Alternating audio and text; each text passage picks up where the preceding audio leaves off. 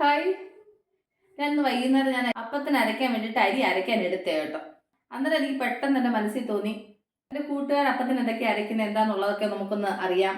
അപ്പം ഞാൻ അരയ്ക്കുന്നത് പോലെ ആണോ അവരുണ്ടാക്കുന്നത് എന്നൊക്കെ ഒന്ന് നോക്കാം.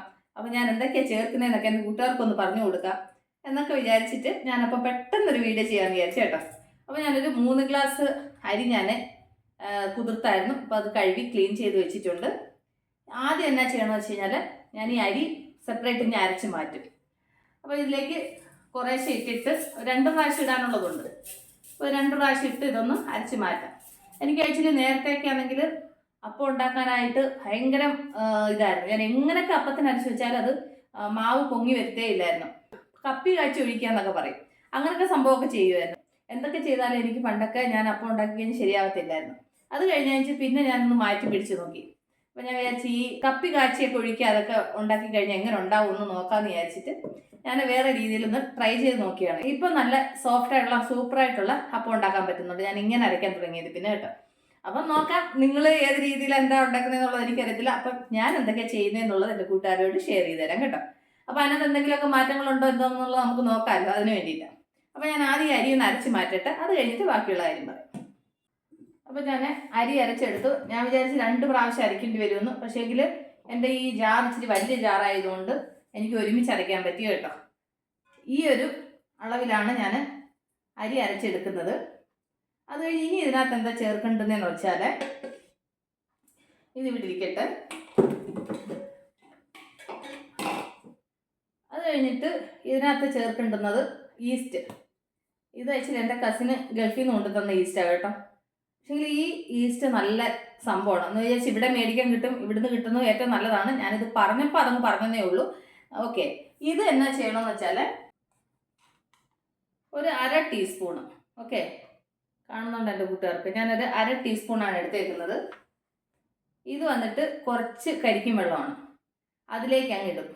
ഞാനെപ്പോഴും അപ്പം ഉണ്ടാക്കുന്ന പ്ലാനുള്ള സമയത്ത് ഞാൻ എന്നാ ചെയ്യുമെന്നറിയാമോ, നമുക്ക് ഇവിടെ വീടിൻ്റെ അടുത്ത് എല്ലാ ഇടങ്ങളിലും നമുക്ക് കരിക്ക് മേടിക്കാൻ കിട്ടും, ഇളനീര്.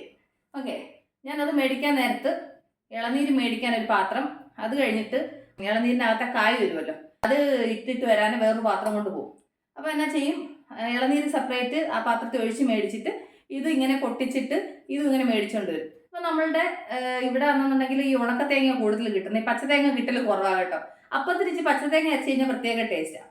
അപ്പോൾ ഞാൻ എന്നാ ചെയ്യുന്നത് ഇപ്പോഴത്തെ പരിപാടി എന്ന് വെച്ച് കഴിഞ്ഞാൽ ഈ അപ്പം ഉണ്ടാക്കുന്ന സമയത്ത് ഇങ്ങനെ പോയിട്ട് ഇളനീരും അതിൻ്റെ കരിക്കും മേടിച്ചുകൊണ്ട് വരും.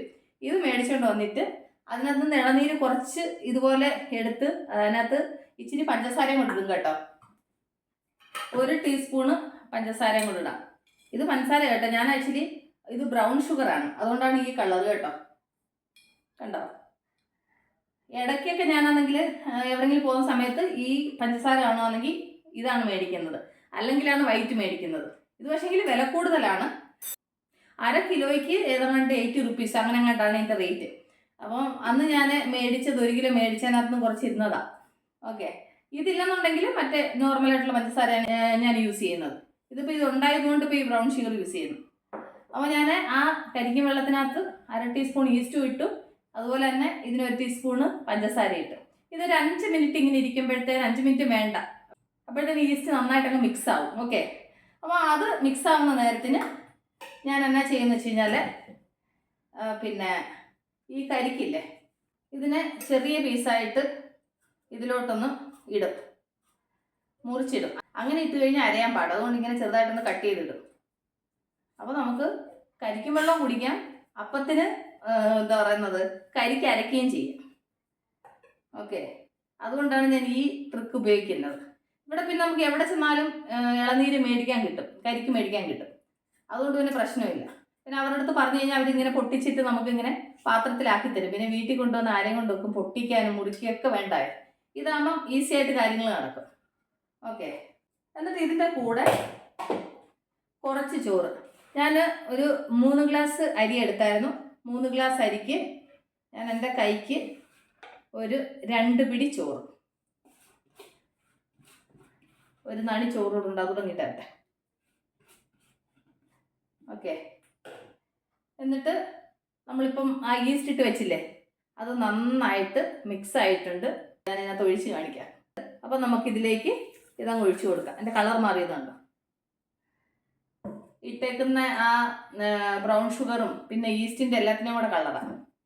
ഇനി ഇതിൻ്റെ കൂടെ കുറച്ച് വെള്ളം കൂടെ ഒഴിച്ചിട്ട് നന്നായിട്ട് അങ്ങ് അരച്ചെടുക്കാം. പിന്നെ ഒരു കാര്യം എന്ന് പറഞ്ഞു കഴിഞ്ഞാൽ തേങ്ങ ഒരുപാട് അങ്ങ് നൈസായിട്ട് അരക്കല്. അതുകൊണ്ടാണ് ഞാൻ അരി സെപ്പറേറ്റ് ആയിട്ട് ആദ്യം അരച്ച് മാറ്റിയത്. ഇതൊന്ന് മീഡിയമായിട്ട് അരയാൻ പാടുള്ളൂ, ഒരുപാട് അങ്ങ് നൈസായിട്ട് വെള്ളം പോലെ അരയരുത് കേട്ടോ. കണ്ടില്ല? അപ്പോൾ അത് അരച്ചെടുത്തു. ഇനി നമുക്ക് ഈ അരിമാവിലോട്ട് അതങ്ങ് ചേർത്ത് കൊടുക്കാം. കണ്ടില്ലേ? ഒരുപാട് വെള്ളം പോലെ ആവാൻ പാടില്ല, ഒരുപാട് കട്ടിക്കും ആവാൻ പാടില്ല. ഈ ഒരു പരുവത്തിന് വേണം തേങ്ങ അരയ്ക്കാൻ. അതുപോലെ തന്നെ ഒരുപാട് നൈസായിട്ട് അരയ്ക്കാൻ പാടില്ല, കുറച്ചൊരു മീഡിയമായിട്ട് വേണം തേങ്ങ അരയ്ക്കാൻ. ഒരുപാട് അങ്ങ് നൈസായി കഴിഞ്ഞ് കഴിഞ്ഞാൽ അപ്പത്തിനൊരു ടേസ്റ്റ് ഉണ്ടാകത്തില്ല. ആദ്യം നമ്മൾ വെള്ളം നോക്കി വേണം ചേർക്കാൻ. ഒരുപാട് വെള്ളം ഒരുമിച്ചെടുത്ത് ഒഴിക്കരുത്, അല്ലെങ്കിൽ പിന്നെ നമ്മൾ മിക്സ് ചെയ്യുന്ന സമയത്തുണ്ടല്ലോ അപ്പത്തിന് വെള്ളം കൂടിപ്പോവും. അതുകൊണ്ട് വെള്ളം ചേർക്കുന്നത് ഒന്ന് നോക്കി ചേർക്കുക. എന്നിട്ട് കുറച്ച് വെള്ളം ഇതിനകത്തോട്ട് ഒഴിച്ചിട്ട് ഒന്ന് മിക്സ് ചെയ്യുക. എന്നിട്ട് അത് ഇതിലേക്ക് അങ്ങ് ഒഴിച്ചു. ഇനി ഇത് നന്നായിട്ട് മിക്സ് ചെയ്ത് വെക്കുക. നിങ്ങൾ കൈകൊണ്ട് മിക്സ് ചെയ്യുന്നവർക്ക് കൈകൊണ്ട് മിക്സ് ചെയ്യാം, തവി കൊണ്ട് മിക്സ് ചെയ്യുന്നവർക്ക് തവി കൊണ്ട് മിക്സ് ചെയ്യാം, എങ്ങനെ വേണമെങ്കിലും ചെയ്യാം കേട്ടോ.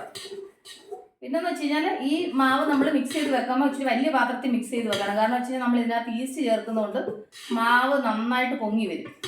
അതുകൊണ്ട് നമ്മൾ മാവ് ചേർത്ത് വെക്കുമ്പോൾ ഇച്ചിരി വലിയ പാത്രത്തിൽ ചേർത്ത് വെക്കാൻ നോക്കുക. കണ്ടില്ലേ? ഈ ഒരു അളവിൽ വേണം അപ്പത്തിൻ്റെ മാവ് ഇരിക്കാൻ, ഒരുപാട് വെള്ളം പോലെ ആവാൻ പാടില്ല. പിന്നെ ഇത് വേറെ രസമെന്ന് വെച്ച് കഴിഞ്ഞാൽ ഇതിപ്പം അപ്പത്തിൻ്റെ മാവാണ് ഞാൻ മിക്സ് ചെയ്ത് വെച്ചേക്കുന്നത്. പക്ഷെ ഞാനിത് ഉണ്ടാക്കുന്നത് ദോശക്കല്ലല്ല കേട്ടോ.